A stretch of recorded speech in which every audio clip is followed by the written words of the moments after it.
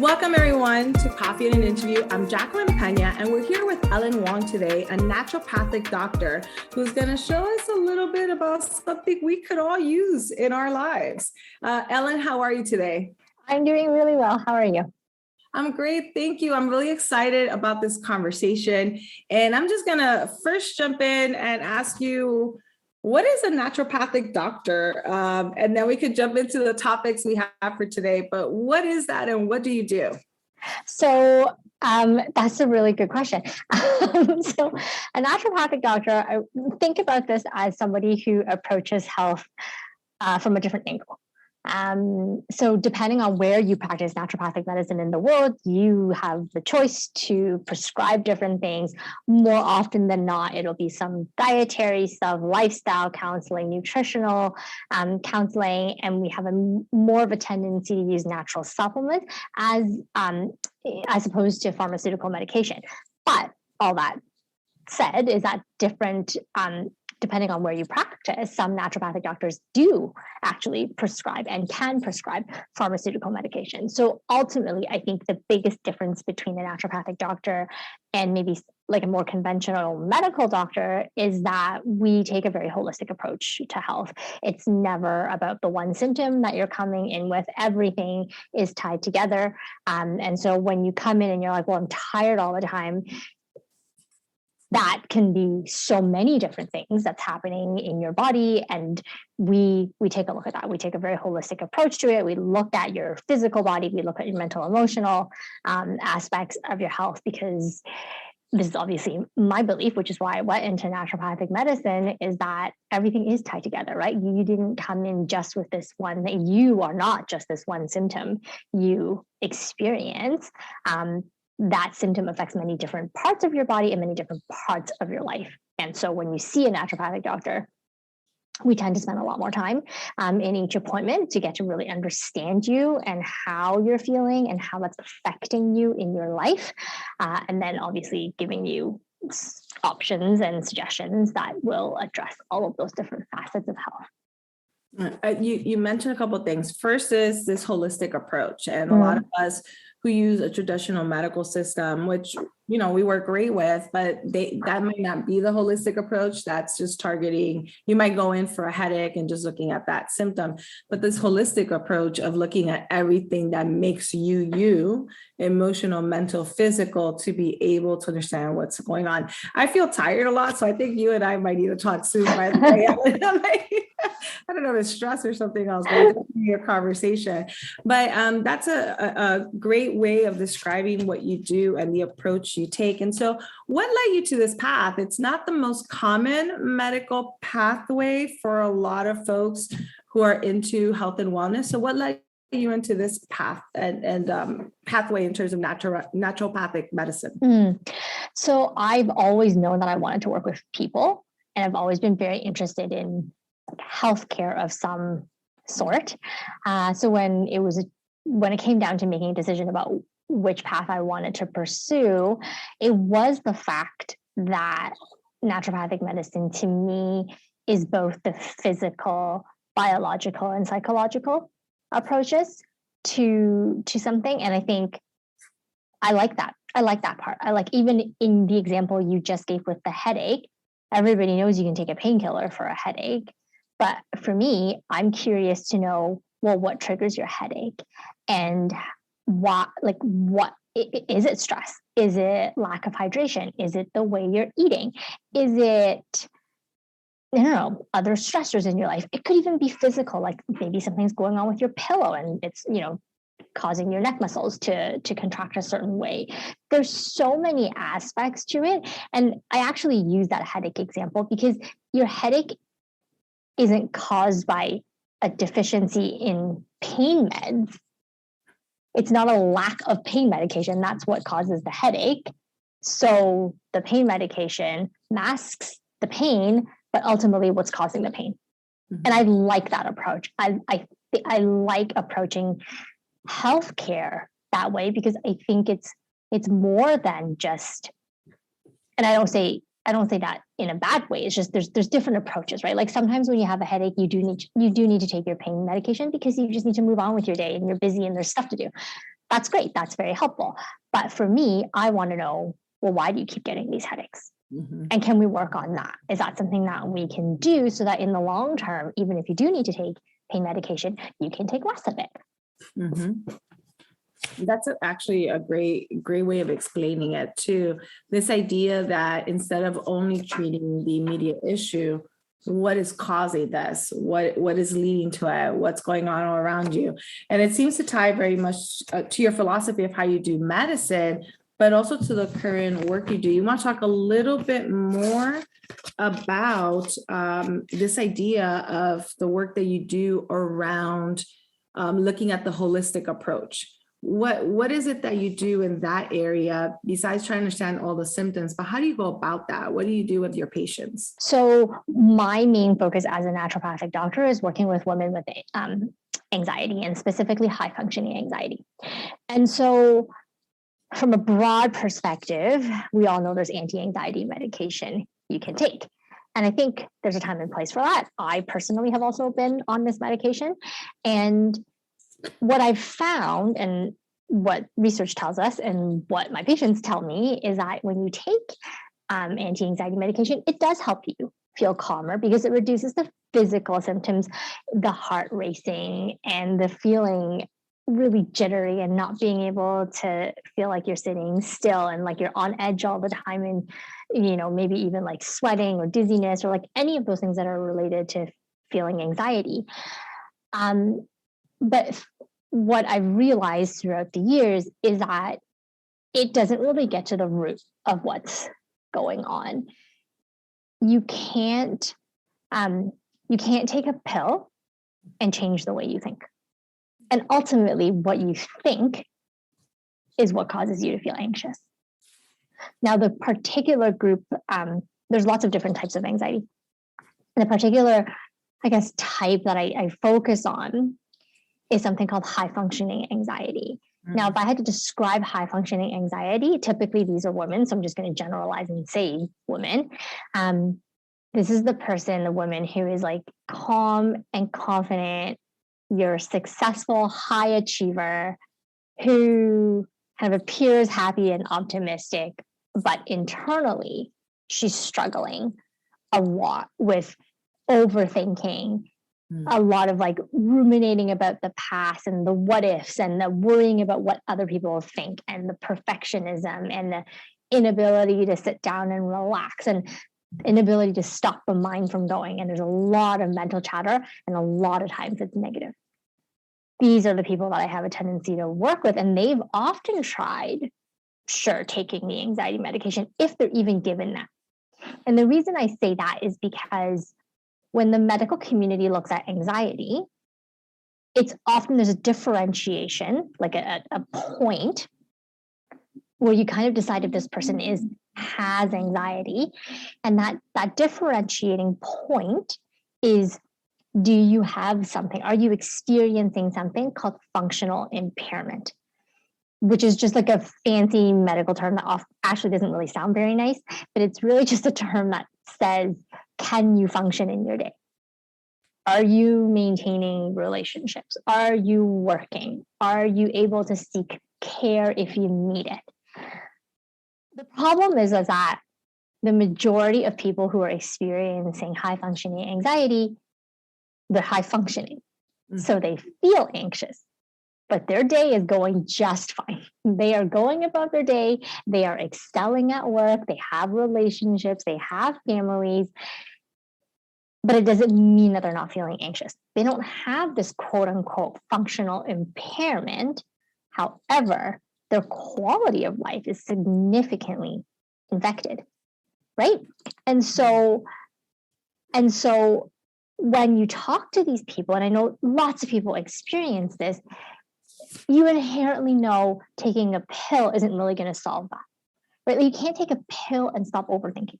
Like, you can't take a pill and stop perfectionism, right? You can't take a pill and stop worrying about what other people think or worrying about being judged, right? And so if you're feeling very anxious and you need medication, or even some of the things that I do as a naturopathic doctor with respect to dietary things or lifestyle, like if you need all of those things, absolutely, they can be a part of how you address how you're feeling. But ultimately, if you don't take control of those thoughts that are going through your mind and your core beliefs about you and that story and the mental chatter you have, everything is a band-aid solution. Like, you need to get to that core. And sometimes it's uncomfortable. I tell people this all the time. You're probably not going to like working with me at the beginning, because we do need to figure some of these things out. It doesn't mean I need to know the trauma though.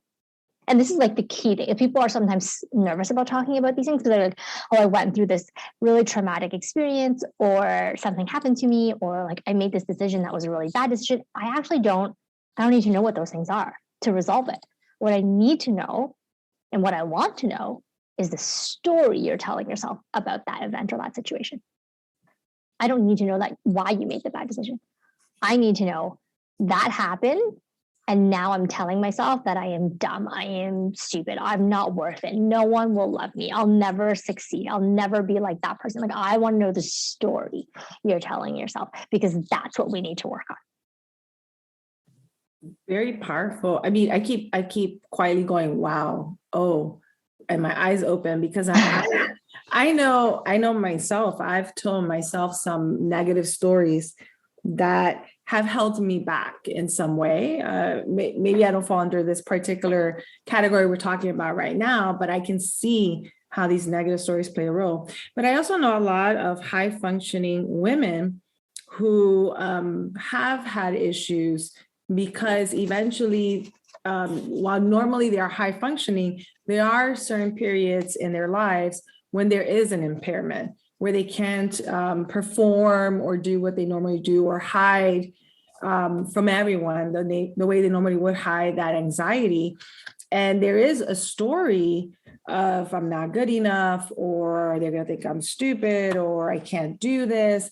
There's usually a story. And at the same time, they're doing so great. So it's not that it's an evidence-based, like you're not really good enough. It's not that at all. It's literally a story that they have to work through.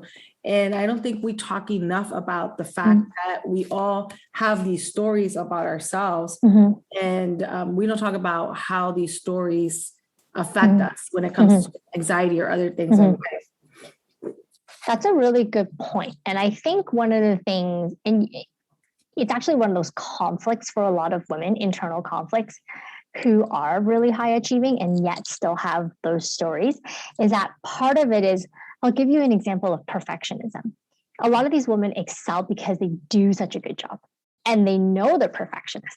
And they'll say, because I'm a perfectionist, because I triple check everything, because I work extra long hours to make sure everything is perfect before I do that presentation or whatever it is, they've excelled in their career because of their perfectionism. And so when you say, well, let's work on that, they get scared. They're like, well, what? Like, if you take away my detail-oriented behavior, if you take away the perfectionism, like, what if I stop excelling? What if I stop doing well at my job, or like, everywhere else in my life? And my thought around this, and the way I explain it, is, what if you could be detail oriented and do all of these great things and continue to excel, but you come at it from a place of calm and confidence and groundedness, instead of from a place of overwhelm and stress and anxiety? What if you double check something because you want to do a good job, not that you triple check something because you're scared what will happen if you make the slightest mistake, or you're scared someone will judge you because you forgot a comma? You know what I mean? Like, there's a distinct difference. As someone who is a high achiever, or as someone who does well, you're always going to do well. But you could do well and feel good, or you could do well and feel anxious and exhausted, and unsure all the time, and stressed all the time. Absolutely. It's very interesting because there's so many women in leadership positions who are doing amazing work. And sometimes, and I myself have gone through that where instead of enjoying the moment and being cautious, I'm stressing over the perfectionism doing this way, especially when you think you're competing against others because you're in a more male dominated arena or profession, or because you're newer in your position, or for whatever reason. I can see how we can get caught up in some of this negative inner thinking, this negative story or narrative that isn't very accurate, that we can rewrite. You and I talked a little bit about something before the interview, and it's related to this, and it has to do with validation, this idea of external versus internal validation, the role it plays in anxiety and in this narrative that we play for ourselves. Do you want to share a little bit about that also? So you and I connected because I shared briefly a story about how this became something that was very important to me. And so without diving into all the little details, there was a part, I'm going to go with, in summary, there was a point when I made a decision in my life that was my decision to make, but my family didn't agree with it. And in that, we kind of lost contact for about 5 years. Now, I'm a single child. I'm in a single parent family. And I was and because my mom was a single mom, I grew up being raised by my mom, but also being extremely close to her siblings, so my aunts and uncles and my grandma. And so when I was going through that phase where we didn't contact, or truthfully, I wasn't allowed to stay in touch, you can imagine when your support system that you grew up with suddenly all fell apart. And what I realized very, very quickly is that all of my self-worth and validation and how I felt came from people around me. And at that time, a lot of that was my family. So if I did a good job, I got praised. And I felt good because I got praised. If I did something really good, then maybe I got a gift, and that made me feel really special. If I did well on an exam or achieved something, whatever it is, then I got validation for that. If I felt unsure, if I felt anxious, my family calmed me down. So all of this was actually reliant on people around me. And it very quickly made me realize when I didn't have that I just fell apart. I didn't know how to calm myself down. I didn't know how to talk myself through tough situations. I didn't have the external validation anymore that I was doing a good job. And on top of it all, imagine how you feel when suddenly the people who are supposed to give you unconditional love and support suddenly don't, because of a decision that you made that was actually yours to make no matter what. And so when you suddenly lose all that, you start questioning yourself, am I worthy of love? Am I worthy of support? Am I really what's the word? Am I really actually as good as I think I am? Because if you've relied on somebody else to tell you that you're successful and that you're good and look at the great job you're doing, and suddenly you don't have that anymore, suddenly you're wait, who am I? And when you feel unsure, there's nobody there to reassure you anymore. And that made me realize how much I relied on an external factor to help me feel good about myself. And then the next step after that is, of course, suddenly realizing that I am now saying a lot of negative things to myself. And then things kind of spiral, right? And at that point, I was that, high achiever. And so what I did was just buried myself in work. Right? When you are uncomfortable and you don't want to deal with the thoughts in your head, the only thing you think of doing is really either escaping or you distract yourself. So I And it's an interesting cycle. So I put in like 60, 80-hour work weeks. I excelled in my career, which then, of course, other people don't know why you're doing this. They just think you're hardworking. And so they give you more work, but then you get praised for it. You get the promotion. You get the external validation. And so there's the cycle again. Yep. Right. And so, and then that, like several years of that, to be really honest, and I burnt out, like I completely burnt out. And it made me realize that, I mean, it's a hard lesson to learn, but it made me realize, like, first I was relying on it entirely on my family for it. And then when I didn't have my family, I just created a work family. And that family was the one that, you know, kept praising me and giving me rewards for doing the extra work, which then kind of just cycles all over again. And it was at that breaking point when I was completely burnt out and I had like nothing left to give, was when I was like, oh, no, like this is all wrong. Like I'm just repeating the cycle. I just like attached to someone else instead of my family. Now it's this work family that I've created.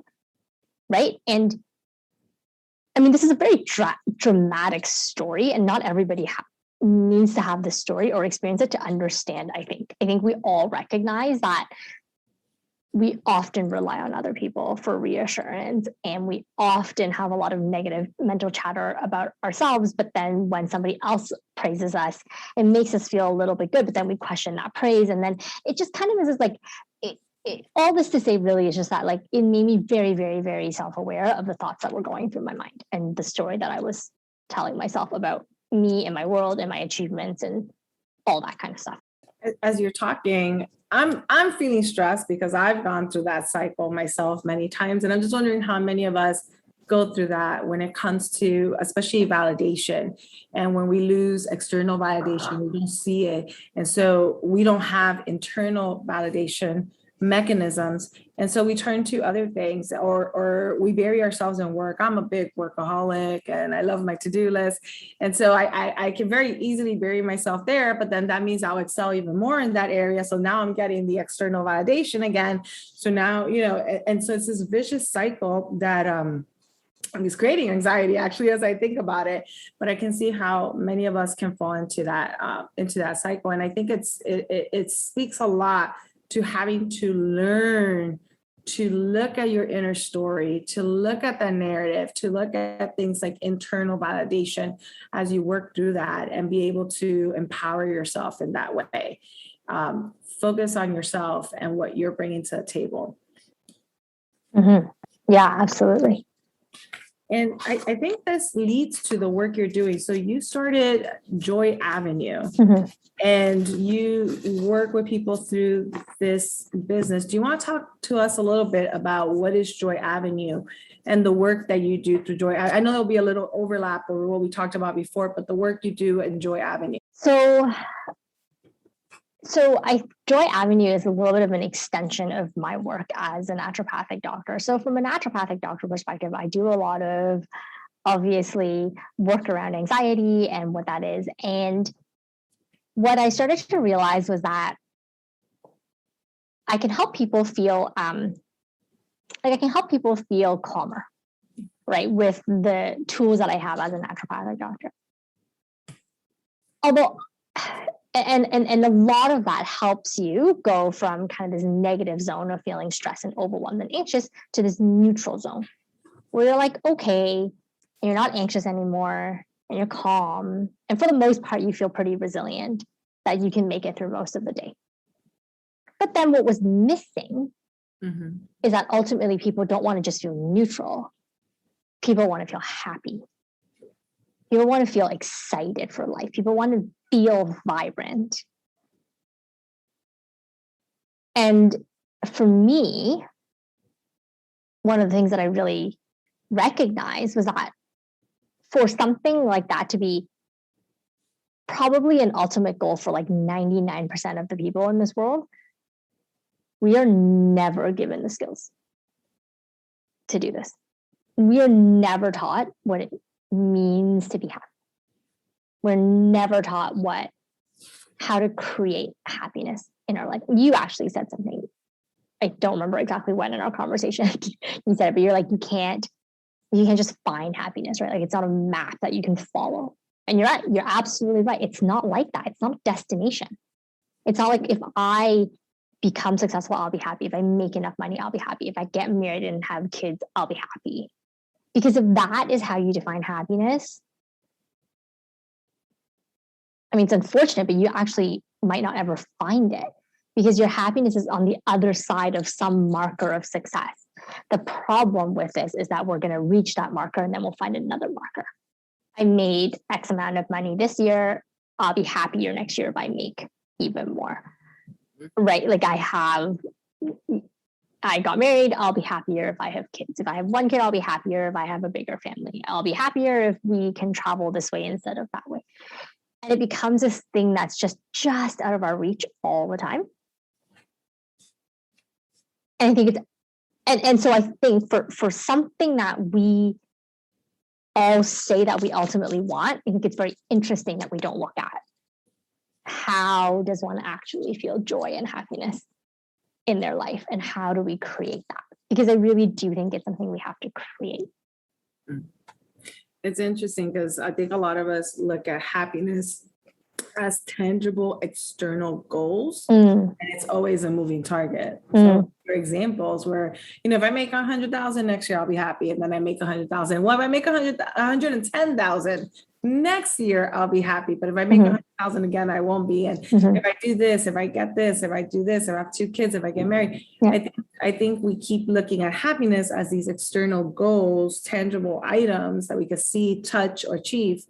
And it's more than that. And happiness, it's more than just reaching these goals. And I think a lot of us don't even know how to define it, but we're always looking for it. It's one of those, it's an interesting thing. I've spent a lot of time learning about this. I've taken many, many, many courses about happiness and what that means and how one creates it in your life. And I've even gone as far to traveling to some places around the world that are considered very happy, to understand what it is that they do that I think increases happiness. And I think it's fascinating because there's different types of happiness. Of course, you can have happiness if you buy something nice for yourself, obviously. If you travel somewhere nice or treat yourself, that's fine. And I'm not saying that's not important. I think it is. But that is a little bit like the external validation. It's okay to have that. It's great to have that. But you still need that internal validation. You still need an internal sense of happiness. Because if you only rely on outside things, if the only source of happiness is external, then that actually means that someone else is in control of your happiness. That can be taken away from you. Belongings can be taken away from you. Right? Like things like praise can be taken away from you. There's lots of things, and this isn't to sound bleak because I'm realizing that we're sounding very bleak right now, but I guess all this to say is that it's okay to have all those things. Like I am all for going out and having a nice meal and, doing the things that you indulge in that bring you a sense of happiness. But I think the difference is that like you internally have to create space for joy in your life. Because if you do, it will you'll find happiness in the tiniest things. And then when you do have that external gift of happiness, whatever that looks like, you feel it so much more.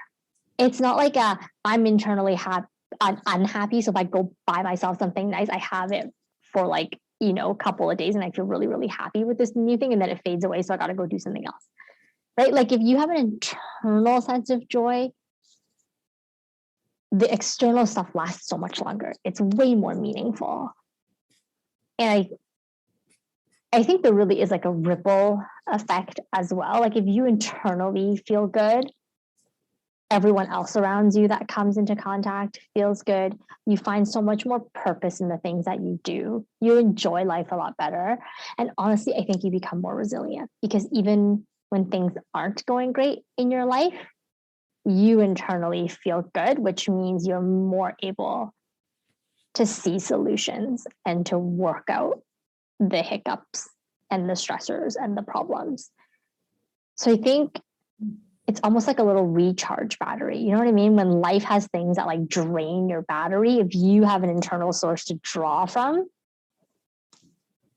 I think that's what makes people more resilient and bounce back faster.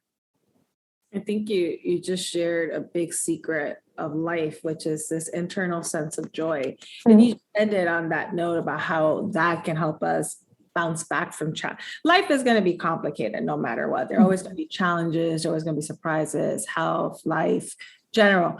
And having an internal sense of joy will help us navigate those things better and come out of those more successfully, for lack of a better term. But then the question is, how do we create this internal sense of joy? How do we get to the state of happiness and find this internal sense of joy? Yeah. I think we generally approach this from the wrong angle. Okay. We often look at what can we add to our lives to create joy. Yeah. What do we do more of? And my approach has always been, you already have all the stuff. What you should be asking yourself is, what is draining you of your joy? We are approaching this from the wrong angle. Because we all you can buy yourself something. You can make a phone call and meet a friend. That can bring you joy. You can go travel. You can buy yourself a vacation. You can say nice things to yourself. There's so many things that we can do. You can take care. You can do self-care. You can do all the things. You have access to all this information at your fingertips on your phone, right? Like that is clearly not the problem. We can Google, search, whatever, all this like external stuff of like how to take care of yourself, how to like eat better, there's umpteen resources. What I think we're missing is, what are we doing that's draining us of our sense of peace and joy in our life? It's like you can keep trying to fill your bucket, but if your bucket has a leak in it, does it really matter how much water you pour into it? No. And so I say this, it's like, do you need to know how to do self-care? No. You know how to do self-care.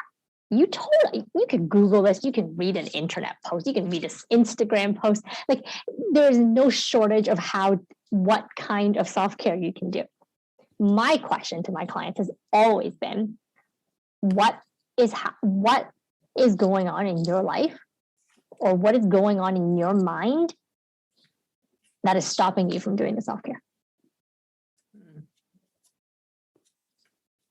You know you need to take deep breaths. You know you need to go for a walk. You need to drink water, journal, all of this stuff. Why aren't you doing it? So what if I say time? That's one of the most common answers I hear, and it's one of the answers I usually get. Great. So then I go, what's draining your time? Is there people in your life that you're attending to that you don't need to? Are you always putting other people first? Are you freely giving your time away to people who maybe you shouldn't be giving that much time to? Are you giving too much time to work? Are you answering your work emails at 9 p.m. at night when you're not supposed to be? Okay. Time is a very valuable asset. You can't get that back. It's one of the very few things that if you give, it's gone. And I'm not saying this to be selfish. I'm saying be very protective of how much time and to whom you give it to. There's always extenuating circumstances. You could have a sick relative, you could have a child, you could have a best friend. You could have a project that you committed to and you really need to finish. That's fine. Those are extenuating circumstances. But when they turn into habits, when it's always there's a project, then why did you take on that project? It's always someone else I need to help. Why? What is your fundamental belief about yourself that you need to help other people at the expense of you? We can help other people and still, you can be a kind person, but also put yourself first, right? You just because you take care of yourself, it doesn't mean you're selfish, right? So then I say, why do you fundamentally not believe that you deserve as much care as you are giving to other people? That is the key. to why your time is draining or your energy is draining? So I know my time is valuable, but I'm putting my time in the wrong places. And that's something I need to work on. I almost feel, so I do a lot of time inventories, which is great because you kind of see where this time is going, but how do you identify what's valuable, what's not when it comes to time? Am I spending too much time on work? How do I reduce that? And especially because I also have my own small business. Am I spending too much time with this particular individual who doesn't maybe deserve as much of my time anymore? Or it's hard because at the same time, you always want to be there for everyone. That's my other issue. And I think you really hit on a very important point. What's draining you? You have to do that analysis. And we just talked about one of those things, time. 100%. If you examine where you're spending your time, there are things you don't personally need to be doing. There's things that someone else can probably attend to. You're probably also saying yes to things you can say no to. And a lot of that comes from it's a fear-based decision. It's well, if I say no to this person, what will happen? Will I lose a client? Will they think poorly of me? Will my manager think I'm less capable? Yeah. Right? Like there's a train of thought behind each of these decisions. I think we don't often think about these trains of thoughts. And when we do, we'll very quickly realize that certain things feel good when we spend time on them and certain things don't feel good. And then I say like, well, what's the energy going behind helping a person who's obviously overextended your care and attention? Is that a really good exchange of time and energy and resources and what you're getting back? Like, are you even getting a sense of like peace? Are you getting a sense of happiness helping this person anymore? Is it bringing joy? Is it bringing you joy? And if the answer is no, again, there's extenuating circumstances where sometimes you have to do something because you have to, and that's fine. I'm not saying don't be responsible, right? Like be responsible. But I think most of us are not. Like I think we all know I'm not talking about extenuating circumstances. I'm talking about the constant making decisions around time, energy, space, whatever it is that isn't aligned with how we truly feel. And that ultimately drains your sense of peace and joy, happiness, and comfort. So for me, this has been very helpful. I feel like I'm your patient right now. I'm looking at my inner narrative, my story, what aspects of it are negative that I need to work on that might be affecting how I live and behave and feel.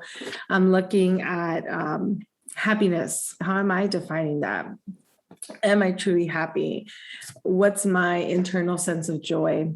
And what's draining my joy? What do I need to work on so that I can feel happier or have a greater sense of internal joy? The external is important to some extent, but the internal is the most important thing. It's what guides us, and it's part of who we are. So this has been, I feel like, we've just had therapy hour and everyone who to this episode or watching it, you're wondering, okay, well, she's going through, Jackie is the patient here and we're going through this process. But I think what the things I go through, a lot of people go through, and I see it more in women than in men. That's the other thing in terms of the inner story, in terms of happiness, in terms of joy, internal sense of joy, in terms of what drains you, in terms and time was that big one. What's draining time, and I think and trying to please too many people and accomplish too many things, and your hands are in so many different buckets, more so when you're a woman than a man. And so I can see why this inner work is so important for everyone, but I can see why women need to take a little bit of time to really do this inner work and to understand their own definition of happiness, sense of happiness, internal sense of joy, and what is draining their joy or happiness. That was a great summary. Thank you. Oh, no, I'm getting closer to an A again. Okay. I'm always grading things too. It's the teacher in me. So since I took away your spotlight for the summary component, maybe you can share a few final tips or words of advice for our listeners who got a lot out of this conversation in terms of the holistic approach to what we do to medicine in some ways, but this holistic approach to our lives, and then leading into this conversation about the root cause of things, happiness, joy, and what drains us. What are some final words of advice, some tips, anything else that you might want to share with us, or anything that I didn't ask you that you would like to share with us? I think first of all, you didn't take the spotlight. I thought you did a fantastic job summarizing everything, probably much better than if you were to ask me to summarize what I just said. But I will say this, I think sometimes the internal work can feel scary and like you're too tired to do it and whatnot. And it doesn't have to be painful. It doesn't have to be this horrible thing that you have to now go and examine and dig open the wounds and all that kind of stuff. But people come and ask me this all the time, like, how can I feel calmer? How can I feel more grounded? How can I have more energy?